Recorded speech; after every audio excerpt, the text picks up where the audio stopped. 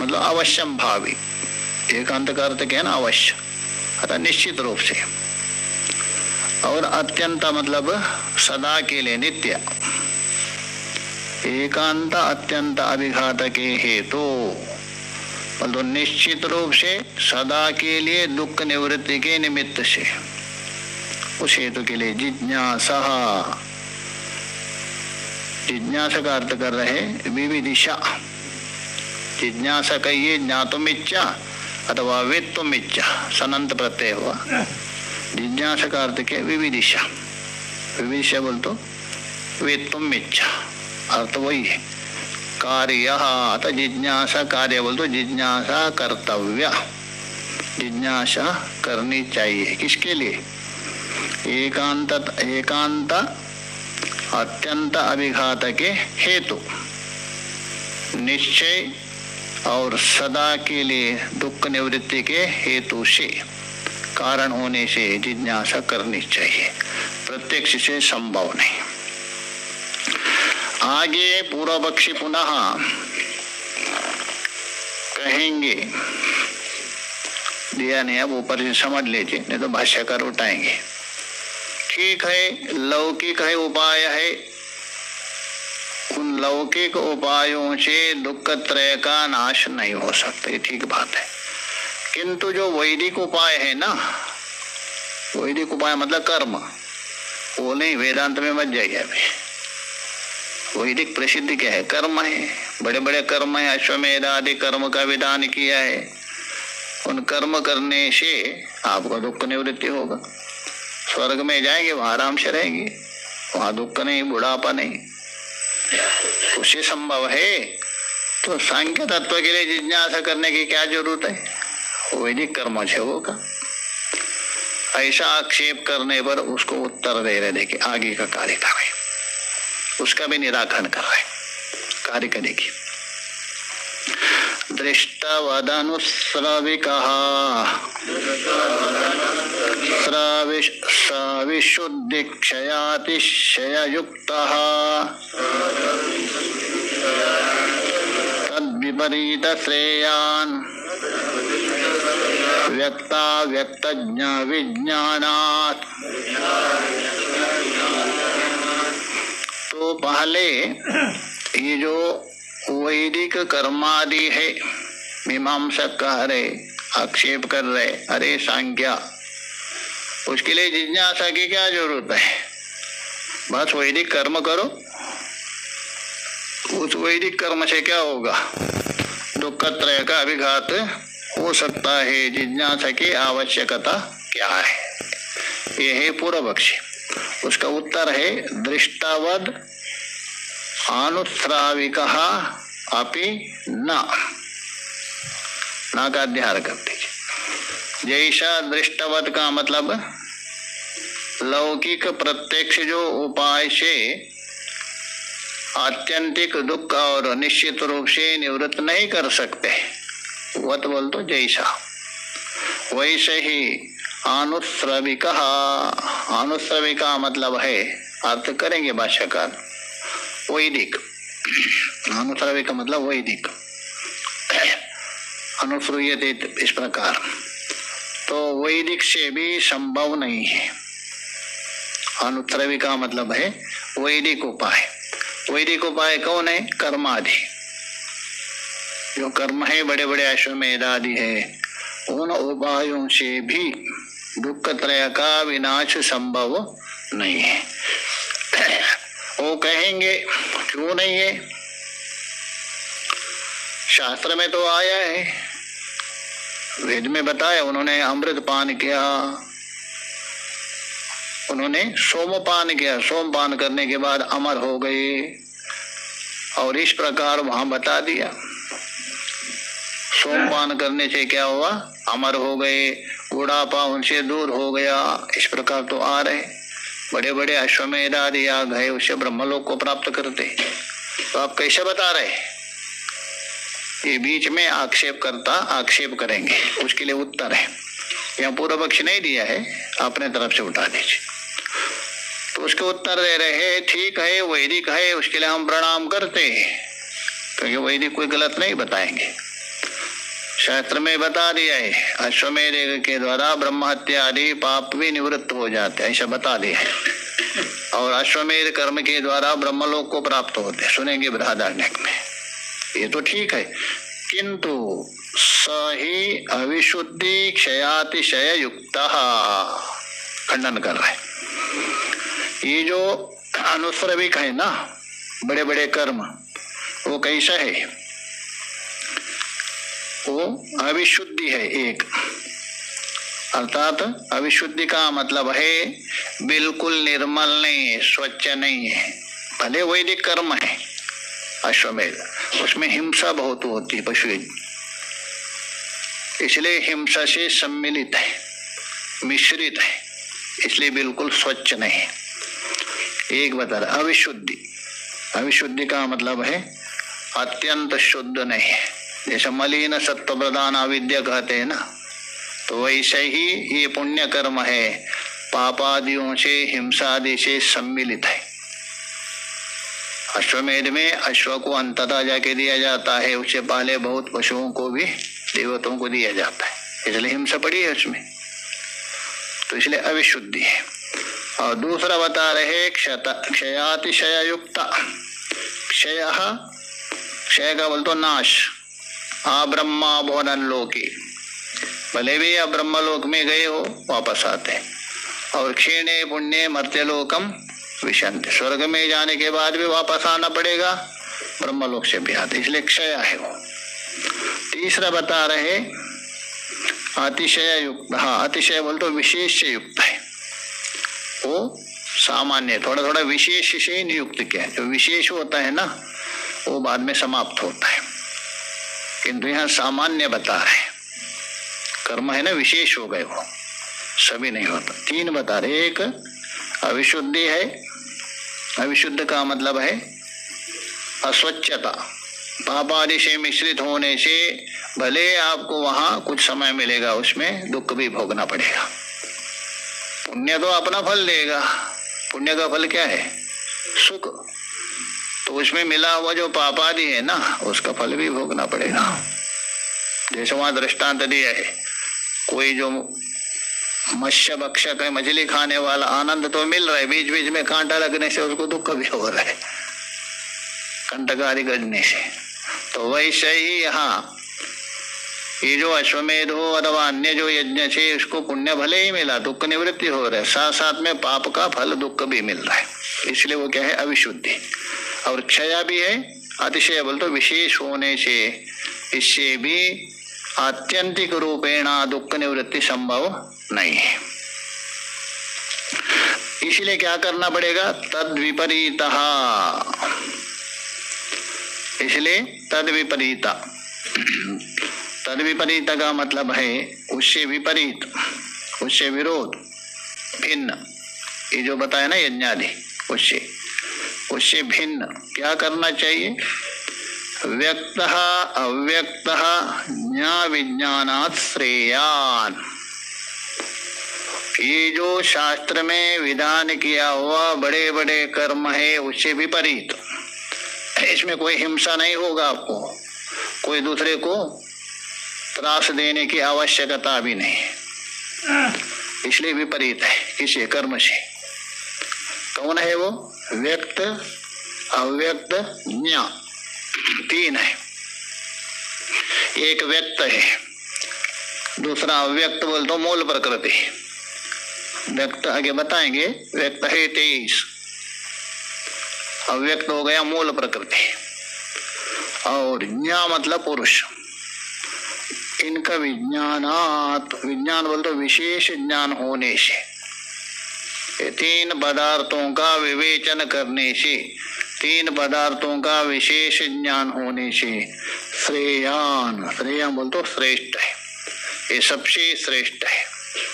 श्रेयान बोल तो श्रेष्ठ है, आपके दुख निवृत्ति के लिए श्रेष्ठ उपाय है, इससे बढ़कर कोई उपाय है ही नहीं, क्योंकि इससे किसी हिंसा भी नहीं होगी और सदा के लिए आपका दुख भी निवृत्ति होगा। और इसमें परिश्रम भी अधिक नहीं, बाह्य परिश्रम, आभ्यंतर तो है ही है, कर्म करने के लिए बाह्य परिश्रम ज्यादा होता है ना, यज्ञ कुंड करो, हवा उसको हविलाओ, दूसरे को नियुक्त करो, इधर उधर करो।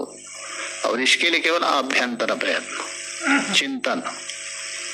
इसलिए श्रेयान, श्रेयान बोल तो श्रेष्ठ है। श्रेष्ठ का मतलब है दुख निवृत्ति करने के लिए सबसे श्रेष्ठ साधन है। कौन? ये व्यक्त अव्यक्त ज्ञा विज्ञानात्, इनका विशेष ज्ञान होने से दुख निवृत्ति के लिए सबसे उत्कृष्ट श्रेष्ठ साधन माना जाता। भाष्य में देखिए, यदि दृष्टाद अन्यत्र जिज्ञासा कार्य, पूर्व पक्षी बता रहे हैं, अच्छा सांख्यवादी ये बताओ, जो दृष्ट प्रमाण है, प्रत्यक्ष प्रमाण जो लौकिक प्रमाण है, उससे दुख निवृत्ति नहीं होगा। ये तो आपने बताया। उससे अन्यत्र, अन्यत्र बोल दो उससे भिन्न, वैदिक में जिज्ञासा कार्य, उसमें जिज्ञासा करी, वैदिक में कार्य। ततोपि नैवम, ततोपि नैवम बोल दो उससे भी दुख निवृत्ति नहीं होगी। किससे? प्रत्यक्ष लौकिक जो उपाय है, उससे अन्य वैदिक जो कर्मादि है, उससे भी नैवम बोल दो दुख निवृत्ति नैवम। दुख तो निवृत्त हो जाएगा, किंतु बिल्कुल दुख की निवृत्ति नहीं होगा। आपको सुख तो मिलेगा, किंतु वो सुख कैसा है? दुख का सम्मिश्रित है, दुख से सम्मिश्रित सुख मिलेगा, केवल सुख नहीं मिलेगा। सुख क्यों मिलेगा? याग आदि करने से धर्म है, धर्म का फल है पुण्य, पुण्य का फल कौन है? सुख, वो मिलेगा। किंतु हिंसा जो हो रहे उसका फल भी मिलेगा आपको, इसलिए शुद्ध सुख नहीं है वो। इसलिए बताता तो तस्मादपि नैवम बोल दो। किम नैवम? आत्यंतिक दुख निवृत्ति नैवम, आत्यंतिक दुख निवृत्ति और निश्चित रूप से दुख निवृत्ति संभव नहीं है। उसको ही बता रहे, देखिए प्रत्यक्ष से भिन्न कौन है तो बता रहे, देखिए यथा अनुश्राविको कार्यक्रम है ना, दृष्टवद अनुश्राविका, उसका अर्थ कर रहे हैं। अनुश्राविको किसको कहते हैं तो बता रहे, अनुश्राविका हेतु दुखत्रया अभिघातक। जो अनुश्राविका है वो जो हेतु दुखत्रय का अभिघातक जो बता रहे आप, वो भी संभव नहीं। पहले अनुश्राविका क्या है और दुख का निवृत्ति कैसा कर रहे, पूर्व पक्षी दिखा रहे। अनुश्रूयता इति अनुश्रवः, अनुश्रूयते इति, अनुश्रूयते क्या मतलब है? गुरु के मुख से परंपरा से जो सुनता है। वेद का नाम है ना, वेद का नाम क्या है? श्रुति। श्रुति क्यों कहते? श्रूयते परंपरेण, परंपरा रूप से जो सुना जाता है, इसलिए श्रुति। और स्मर्यते इति स्मृति, श्रुति के अनुसार महापुरुषों ने जो स्मरण किया ये स्मृति है। नहीं तो आप भी स्मरण करेंगे, हम करेंगे, स्मृति नहीं होगी। श्रुति के अनुसार महापुरुषों ने जो स्मरण किया वो स्मृति, मनुस्मृति है और पराशर स्मृति है, सब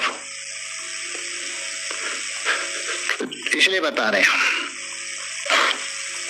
अनुश्रूयते अदद परंपरायाः गुरु परंपराया श्रूयते इति अनुश्रवः, ये अनुश्रव हो गया। तत्र भव, तो अनुश्रव हो गया कौन है? वेद।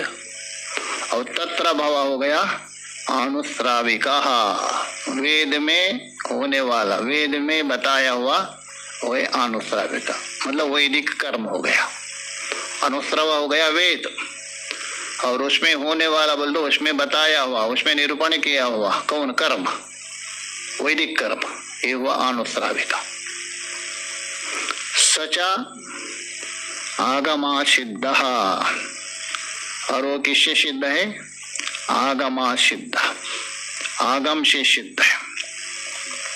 अभी देखिए यहाँ आगम शब्द का अर्थ है ना निगम परख लेना। जहाँ दो शब्द आगम और निगम दोनों शब्द जहाँ प्रयोग होते हैं वहाँ आगम अलग है।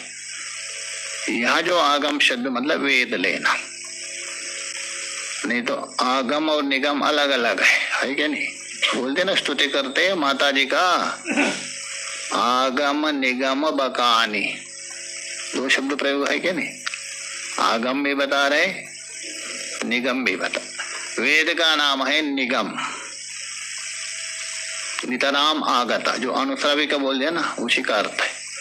निरंतर गुरु परंपरा से जो आ रहे ये है निगम। आगम का मतलब है शैवागम आदि है ना वो। आगतम पंचवक्त्रात्तो गतंचा गिरिजानन गिरिजानने मतंचा वासुदेवस्य तस्माद आगम उच्यते। आगम की परिभाषा क्या? आगम किसको कहते? आगम में कितने अक्षर है? आगम 3 है, उसको लेके किया है।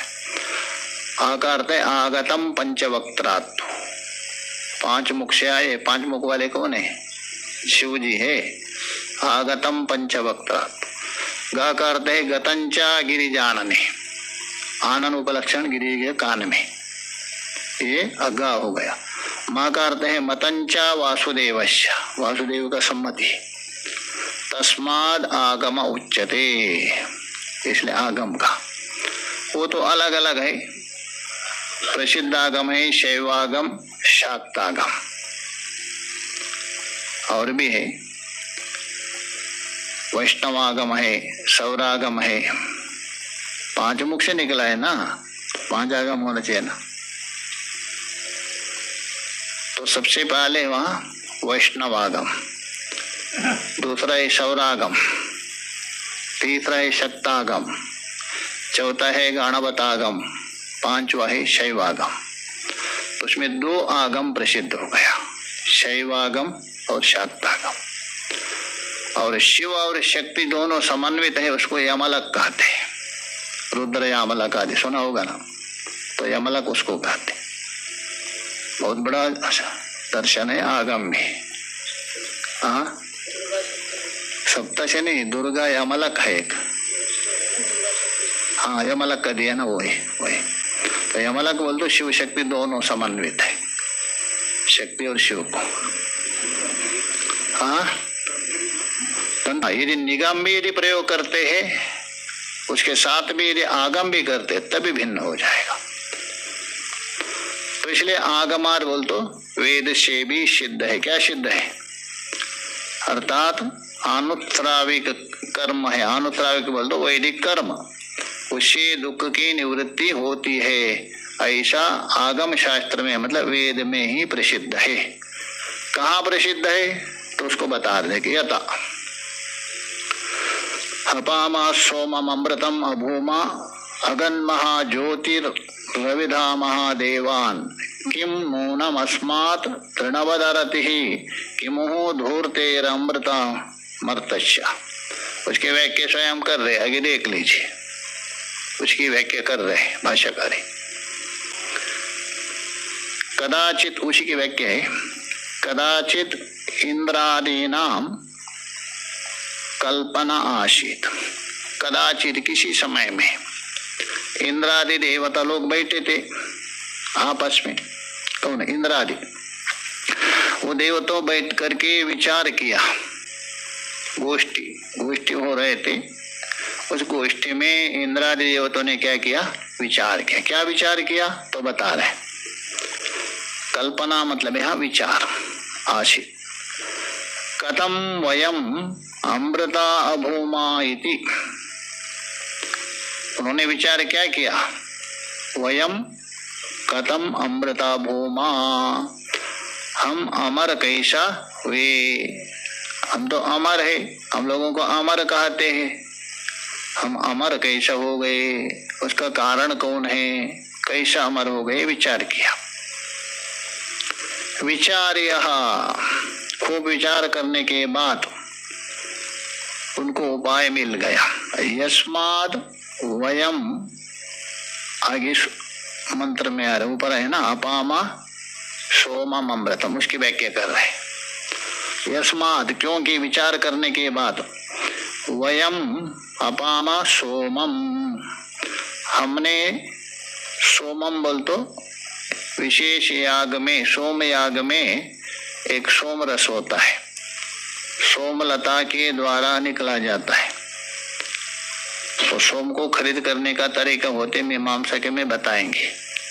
ऐसा नहीं है, जिनके पास सोमलता होती है उसको गाय दे करके, बछड़े से युक्त गाय, दूध देने वाली, उससे खरीद किया जाता है और उसके बाद निचोड़ करके रस बनाते हैं, उससे हवन करते हैं, इसलिए उसका नाम है सोम याग कहा जाता है। और उसमें बचा हुआ जो है प्रसाद रूप से ग्रहण किया, तो वही बता रहे। तो अपामहा सोमम ऊपर है ना श्लोक का, इसमें मंत्र में अपामा सोमम अमृत, उसकी व्याख्या कर देंगे। विचार